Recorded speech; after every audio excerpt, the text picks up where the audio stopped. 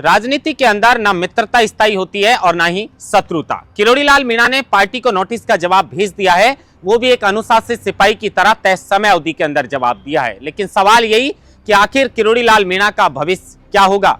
क्या किरोड़ी लाल मीणा बीजेपी को छोड़ने वाले हैं क्या? और क्या किरोड़ी लाल मीणा के ऊपर जिस तरह मंत्री झाबर सिंह खर्रा ने कहा कि अगर संतोषजनक जवाब नहीं दिया तो किरोड़ी लाल मीणा के ऊपर पार्टी की तरफ से कार्रवाई की जाएगी? क्या आने वाले समय में राजस्थान बीजेपी में कोई बड़ा बवाल हो सकता है क्या? और ये पहला वाक्य नहीं है कि भजनलाल शर्मा के साथ ही ऐसा हुआ हो, उनकी सरकार में ऐसा हुआ हो। राजस्थान के पूर्व मुख्यमंत्री अशोक गहलोत के समय भी ऐसा हुआ था और राजस्थान की पूर्व मुख्यमंत्री वसुंधरा राजे सिंधिया के समय भी ऐसा हुआ था। अदावत, बगावत, शत्रुता और मित्रता राजनीति के अंदर चलती रहती है। नमस्कार, आप देख रहे हैं लोकमत हिंदी और मैं हूं आपके साथ महेंद्र बांसुटा। सब पर चर्चा करेंगे और विस्तार से चर्चा करेंगे, लेकिन सबसे पहले किरोड़ी लाल मीणा के ऊपर चर्चा करते हैं। किरोड़ी लाल मीणा को पार्टी की तरफ से नोटिस मिला और उस नोटिस का 3 दिन में जवाब मांगा गया। नोटिस भेजा भारतीय जनता पार्टी के प्रदेश अध्यक्ष मदन राठौड़ ने, वो भी शीर्ष नेतृत्व के इशारे पर। अब 3 दिन का समय अवधि थी, लिहाजा 3 दिन में किरोड़ी लाल मीणा को जवाब देना था। और किरोड़ी लाल मीणा को जैसे ही सूचना मिली थी तो उन्होंने कहा था कि मैं पार्टी का अनुशासित सिपाही हूं और तय समय अवधि के अंदर मैं पार्टी को जवाब जरूर भेजूंगा। किया भी वही, किरोड़ी लाल मीणा ने पार्टी को जवाब भेज दिया। खबरों की माने तो किरोड़ी लाल मीणा ने इसके अंदर जो जवाब भेजा है उसके अंदर कई मुद्दों पर जो है वो विस्तार से उन्होंने जो उनके मुद्दे थे उन पर जवाब भेजा है और साथ में इस बात का भी जवाब भेजा है कि आखिर किरोड़ी लाल मीणा ने ये जो मंत्री पद से इस्तीफा दिया था वो सार्वजनिक क्यों किया और फोन टैप वाले मामले में किरोड़ी लाल मीणा ने पार्टी की छवि को आखिर धूमिल कैसे किया। किरोड़ी लाल मीणा का इस जवाब में अगर खबरों की माने, क्योंकि किरोड़ी लाल मीणा तो इस मामले को लेकर कुछ बोल नहीं रहे, लेकिन खबरों की माने तो किरोड़ी लाल मीणा ने जो रोज बजरी निकाली जा रही है, सब इंस्पेक्टर भर्ती जैसा मुद्दा हो या फिर उन्हीं की सरकार में उनके ऊपर जो एफआईआर दर्ज हुई है, कई मुद्दों को लेकर 5-6 पेज का जो है वो जवाब पार्टी को भेजा है। खैर, क्या पार्टी को जवाब भेजा है, यह परिवार का मामला है, वो जवाब तो बाहर नहीं आ पाया, लेकिन खबरों के अनुसार कई ऐसे विषय हैं जिनको लेकर किरोड़ी लाल मीणा ने जवाब भेजा है और पार्टी के शीर्ष नेतृत्व से मिलने का समय भी मांगा है। कब समय मिलता है और इस जवाब के बाद किरोड़ी लाल मीणा के ऊपर पार्टी क्या एक्शन लेती है, ये बात अलग है। लेकिन किरोड़ी लाल मीणा के अगर मुख्य हम बात करें जिन मुद्दों के लिए किरोड़ी लाल मीणा शुरू से ही चर्चा में बने हुए थे, राजस्थान के अंदर जब बीजेपी की सरकार बनी उस वक्त किरोड़ी लाल मीणा ने इस वजह से उनके समर्थक नाराज थे कि उनको उनकी प्रोफाइल के हिसाब से महकमा नहीं दिया गया था। और यह बात सही है कि किरोड़ी लाल मीणा को उनकी प्रोफाइल के हिसाब से महकमा नहीं मिला था। समर्थक मुख्यमंत्री की मांग भी कर रहे थे, लेकिन सबको मुख्यमंत्री नहीं बनाया जा सकता, लेकिन एक प्रोफाइल के हिसाब से किसी व्यक्ति को उसका महकमा जरूर मिलना चाहिए। इसमें कोई दोहराई नहीं है कि किरोड़ी लाल मीणा का जिस तरह उन्होंने विपक्ष में रह के संघर्ष किया था और जब बीजेपी सत्ता में आई थी तो उनके संघर्ष को पार्टी ने शायद नहीं समझा था, ऐसा उनके समर्थकों का कहना है। लेकिन बड़ी विडंबना है कि 5 वर्ष तक विपक्ष में रहकर लगातार प्रोटेस्ट करने से, लगातार संघर्ष करने के बाद हम सत्ता में आते हैं और सत्ता में आने के बाद भी अगर हमें प्रोटेस्ट करने जैसी नौबत अगर सामने आ जाए तो फिर क्या फायदा है। दौसा की हम बात कर रहे थे। दौसा के अंदर जब लोकसभा के चुनाव थे उस वक्त किरोड़ी लाल मीणा ने पूर्वी राजस्थान की दौसा सीट पर हार के लिए कहा था कि अगर ये सीट में हारता हूं तो मैं मंत्री पद से इस्तीफा दे दूंगा। तब मंत्री पद से उन्होंने इस्तीफा दिया, लेकिन आज तक राजस्थान की बीजेपी सरकार ने उनके इस्तीफे को मंजूर नहीं किया। उसके बाद दौसा के जो उपचुनाव हुए उसमें किरोड़ी लाल मीणा के भाई जगमोहन मीणा को टिकट दे दिया गया। अब टिकट में 2 ही चीज होती है, अगर चुनाव लड़ते हैं तो या तो हार होती है, जीत होती है। तो किरोड़ी लाल मीणा ने कहा कि हार जीत होती रहती है, लेकिन जिस तरीके से महाभारत के अंदर अभिमन्यु को घेर कर मारा था वैसा ही मेरे साथ किया गया और दौसा में पीठ के पीछे खंजर भौंका गया। किसने खंजर भौंका पता नहीं। उसके बाद में मामला आता है महेश नगर थाने में। रात को उनको सूचना मिलती है कि कुछ ऐसा ही भर्ती को लेकर आंदोलन की तैयारी कर रहे छात्रों के आंदोलन को कुचलने के लिए पुलिस जो है वो उनके घर में घुस गई। उस समय जो महेश नगर थाना है उसकी सीआई थी कविता शर्मा। जब वहां पर पहुंचती है तो किरोड़ी लाल मीणा भी रात को वहां पर पहुंच जाते हैं और सीआई को नीचे आने के लिए बोलते हैं और उसके बाद उन्हीं के ऊपर एफआईआर दर्ज कर ली जाती है। यह बड़ा दुख था। तीसरा, उसके बाद में किरोड़ी लाल मीणा के ऊपर जब राइजिंग राजस्थान और ईआरसीपी के शिलान्यास के लिए प्रधानमंत्री नरेंद्र मोदी जयपुर में आने वाले थे तो उनके ऊपर भजनलाल शर्मा की जो इंटेलिजेंस है वो रिपोर्ट सौंपती है कि राइजिंग राजस्थान और ईआरसीपी के शिलान्यास के दौरान प्रधानमंत्री के आगमन पर किरोड़ी लाल मीणा बाधा उत्पन्न कर सकते हैं। जब किरोड़ी लाल मीणा ने सार्वजनिक होकर मीडिया से मुखातिब होकर यह बात रखी थी कि इतनी असरदार है कविता शर्मा कि ना तो कांग्रेस सरकार में उनका कोई कुछ बिगाड़ पाया और ना ही बीजेपी सरकार उनका कुछ बिगाड़ रही है, और उल्टा कैबिनेट मंत्री होने के बावजूद मेरे ऊपर ही मुकदमा दर्ज कर लिया गया। बहुत सारे ऐसे गम थे। उसके बाद किरोड़ी लाल मीणा सब इंस्पेक्टर भर्ती को लेकर लगातार मुखर नजर आ रहे थे और उन्होंने कहा था कि मैंने भ्रष्टाचार को उजागर किया था और उसमें 50-25 थानेदार जो हैं उनको हिरासत में भी लिया गया था, लेकिन उसको भी भर्ती को रद्द नहीं किया जा रहा है। 7 करोड़ रुपए की बजरी निकालने की बात विधानसभा के सामने किरोड़ी लाल मीणा ने जब विधानसभा से वो छुट्टी लेने वाले थे बजट सत्र से, उस वक्त कही कि रोज की 7 करोड़ रुपए की बजरी निकाली जा रही है। बजरी निकालने के अलावा उन्होंने कई अपने दर्द बयां किए कि हाजी के दरबार में जो नाजी कहेगा वो मरेगा, और अगर हाजी में हाजी मिलाएंगे तो रिश्ते लंबे चलेंगे, लेकिन मेरी हाजी कहने की आदत नहीं। उसके अलावा किरोड़ी लाल मीणा जो है वो वहां से छुट्टी पर चले जाते हैं विधानसभा के बजट सत्र से, और एक समाज के मंच पर वो ये कहते हुए नजर आते हैं कि पार्टी में जैसे कांग्रेस शासन के अंदर मेरा फोन टैप किया गया उसी तर्ज पर बीजेपी भी कर रही है। कांग्रेस ने भी मुझे परेशान किया लेकिन मैंने उनको चकमा दे दिया, लेकिन बीजेपी भी मेरे साथ वही कर रही है, और अगर अपनी ही पार्टी इस तरह करे, सीआईडी को पीछे छोड़ दे तो फिर क्या फायदा है। ये सारे मामले को लेकर बीजेपी ने माना कि उनकी पार्टी की छवि को धूमिल किया जा रहा है और एक अनुशासित सिपाही को ऐसा नहीं करना चाहिए। पार्टी ने इसी मामले को लेकर जैसे ही दिल्ली के चुनाव संपन्न होते हैं तो किरोड़ी लाल मीणा को नोटिस थमा दिया जाता है। इन्हीं सभी मुद्दों को लेकर किरोड़ी लाल मीणा से कहा गया और उसका जवाब जो है वो किरोड़ी लाल मीणा ने लिखकर पार्टी को भेज दिया है।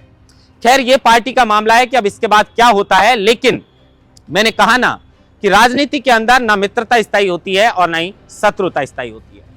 पहली बार जब मुख्यमंत्री बने थे अशोक गहलोत, उस वक्त भी अशोक गहलोत के राज में जो परशुराम मदेरणा है, शिवचरण माथुर है और पंडित नवल किशोर शर्मा है, उनसे अशोक गहलोत की अदावत रही थी और वो अदावत किसी से छुपी हुई नहीं थी। लेकिन अशोक गहलोत एक जादूगर थे और वो जादूगर की तर्ज पर ही उन नेताओं के घर पर चले जाते थे, उनसे मुलाकात करते थे, हाथ मिलाते हुए फोटो खिंचवाते थे, और वो फोटो जब बाहर आती थी तो ऐसा लगता था कि सब कुछ ठीक ठाक है। और कमोबेश राजनीति में गिले शिकवे जो है वो इसी तरीके से दूर होते हैं। ये सिर्फ अशोक गहलोत के राज में नहीं, बल्कि जब वसुंधरा राज की सरकार थी उस समय भी हरिशंकर बावला हो या ललित किशोर चतुर्वेदी हो, वसुंधरा राज सिंधिया की अदावत रही थी, लेकिन हरिशंकर बावला के घर पहुंच जाती थी वसुंधरा राज सिंधिया और वही हाथ मिलाते हुए मुस्कुराते हुए फोटो खिंचवाती थी, और फोटो खिंचवाते हुए वो फोटो जब सोशल मीडिया पर बाहर आती थी तो सबको लगता था कि सब कुछ ठीक ठाक है। मैंने कहा ना कि पार्टी के अंदर गिले शिकवे इसी तरीके से दूर होते हैं, और यही हुआ है राजस्थान की बीजेपी सरकार में। पहली बार मुख्यमंत्री बने भजन लाल शर्मा और पहली बार किरोड़ी लाल मीणा गले की फांस बन चुके थे।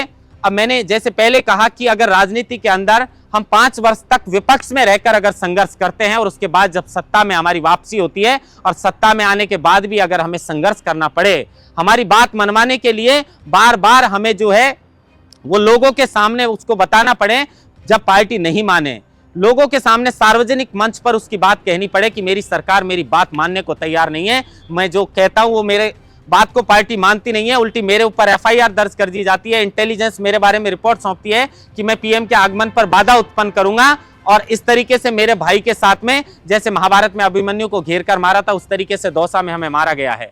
लेकिन ऐसा नहीं है। ये बात सच हो सकती है, अलग बात है। ये बात एक ये भी है कि किरोड़ी लाल मीणा और सरकार के बीच कौन है जो इस तरीके की दूरियां पैदा कर रहा है। बाबा को उनको बेनकाब करना चाहिए कि आखिर कौन है जो इस तरीके से सरकार और किरोड़ी लाल मीणा के बीच में जो है इस तरीके की दूरियां पैदा कर रही है।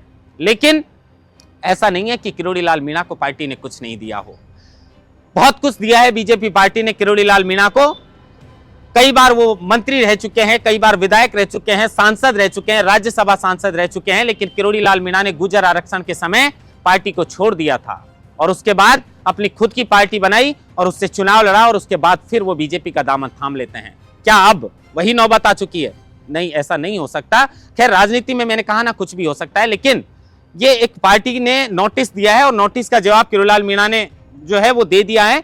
खबरों में इस तरीके की खबर जरूर चलती है टीआरपी के लिए कि पार्टी छोड़ेंगे बाबा, इस तरीके की खबरें आमतौर पर चलती रहती हैं, लेकिन इतना जल्दी किरोड़ी लाल मीणा फैसला लेने वाले नहीं है। किरोड़ी लाल मीणा चाहते हैं कि जो कांग्रेस ने मुंह से खाया है उसको नाक से निकालना है, और बड़ा दर्द है कि वो बीजेपी उनकी सुनने को तैयार नहीं है। और जो विपक्ष है वो भी किरोड़ी लाल मीणा को लेकर जो विधानसभा है उसके अंदर हंगामा करता है, लेकिन विपक्ष भी सही तीर सही जगह पर नहीं लगा पा रहा है, सही निशाना नहीं लगा पा रहा है, क्योंकि किरोड़ी लाल मीणा के इस तरीके के मुद्दे को उठाने से उनका क्या फायदा होगा। क्या किरोड़ी लाल मीणा कांग्रेस में आएंगे? किरोड़ी लाल मीणा कांग्रेस में तो आ नहीं सकते, तो विपक्ष का क्या फायदा है? अगर मुद्दा ही उठाना है तो नरेश मीणा का उठाना चाहिए, जो एक जनप्रतिनिधि होने के बाद भी एक थप्पड़ मारने के बाद आज तक वो जेल के अंदर बंद हैं, लेकिन मजाल जो किसी विधायक की जबान से विधानसभा के अंदर नरेश मीणा का नाम निकल जाए। अगर नरेश मीणा को लेकर इतना हंगामा विपक्ष जो है वो विधानसभा के अंदर करता तो शायद ये क्रेडिट कांग्रेस को मिल सकता था, लेकिन मैंने कहा ना कि निशाना सही जगह पर शायद कांग्रेस नहीं लगा पा रही है, यही बड़ी दिक्कत है।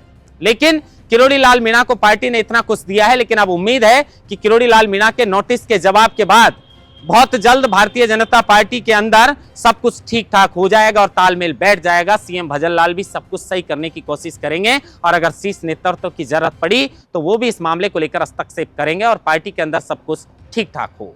यही पार्टी चाहती है और यही राजस्थान की जनता चाहती है। हाँ, मैंने कहा ना कि जैसे किरोड़ी लाल मीणा को उनकी प्रोफाइल के हिसाब से महकमा नहीं मिला है, लेकिन फिर भी पार्टी ने उन्हें बहुत कुछ दिया है और इंतजार अगर किरोड़ी लाल मीणा करेंगे तो शायद हो सकता है कि जिस तरह उनके समर्थक चाहते हैं वो भी उनके साथ हो जाए। समर्थकों की बड़ी दिक्कत यही थी कि किरोड़ी लाल मीणा को महकमा सही नहीं मिला है, तो हो सकता है कि आने वाले समय में महकमा बदल दिया जाए। लेकिन अब किरोड़ी लाल मीणा ने पार्टी को नोटिस का जवाब दिया है, तो झाबर सिंह खर्रा जो मंत्री हैं उन्होंने कहा है कि अगर संतोषजनक जवाब नहीं हुआ तो किरोड़ी लाल मीणा के ऊपर कार्रवाई की जाएगी। क्या कार्रवाई हो सकती है किरोड़ी लाल मीणा के ऊपर? क्योंकि मदन राठौड़ ने कहा है कि किरोड़ी लाल मीणा के समर्थकों को उग्र होने की जरूरत नहीं है, शांति बनाए रखें और इस तरह के पार्टी के अंदर चलती रहती है वो भी हमारे ही हैं। किरोड़ी लाल मीणा भारतीय जनता पार्टी का हिस्सा हैं। आने वाले समय में भारतीय जनता पार्टी के अंदर किरोड़ी लाल मीणा के ऊपर क्या सचमुच कोई कार्रवाई होगी या पार्टी के अंदर सब कुछ ठीक ठाक होगा? जैसे मैंने कहा कि भजनलाल शर्मा भी तालमेल बिठाने के लिए पूरी कोशिश करेंगे और भजनलाल शर्मा भी धीरे धीरे पक रहे हैं। कहते हैं कि पहली बार का मुख्यमंत्री पर्ची सीएम, लेकिन सब पहली बार ही बनते हैं। किसी पद पे जाते हैं तो पहली बार जब बनते हैं तो वो पहला ही पद होता है, लेकिन अब धीरे धीरे भजनलाल शर्मा भी पक रहे हैं और राजस्थान बीजेपी में सत्ता वापसी भजनलाल शर्मा कर सकते हैं। ये जो राजस्थान का रिवाज है उसको भजनलाल शर्मा बदल सकते हैं और किरोड़ी लाल मीणा से ठीक ठाक अगर तालमेल बिठाकर जिस तरह से किरोड़ी लाल मीणा चाहते हैं और उनकी बात को अगर राजस्थान की सरकार समझेगी, क्योंकि वो कांग्रेस के भ्रष्टाचार को उजागर करना चाहते हैं और कांग्रेस उन्हीं के लिए हल्ला बोल कर रही है। वो चाहते हैं कि कांग्रेस राज के अंदर जो भी भ्रष्टाचार हुए उन्हें उजागर किया जाए और कांग्रेस ने जो मुंह से खाया है उसको नाक से निकालना चाहते हैं किरोड़ी लाल मीणा। और अगर इस नोटिस के जवाब के बाद भारतीय जनता पार्टी में तालमेल ठीक से बैठ पाता है तो तालमेल बैठने के बाद मुसीबत कांग्रेस के लिए बढ़ सकती है, ना कि बीजेपी के लिए। इंतजार रहेगा कि पार्टी किरोड़ी लाल मीणा के ऊपर क्या कुछ कार्रवाई करती है और आने वाले समय में राजस्थान बीजेपी में क्या कुछ बदलाव हो सकता है। महेंद्र बास्टा, लोकमत हिंदी, जयपुर।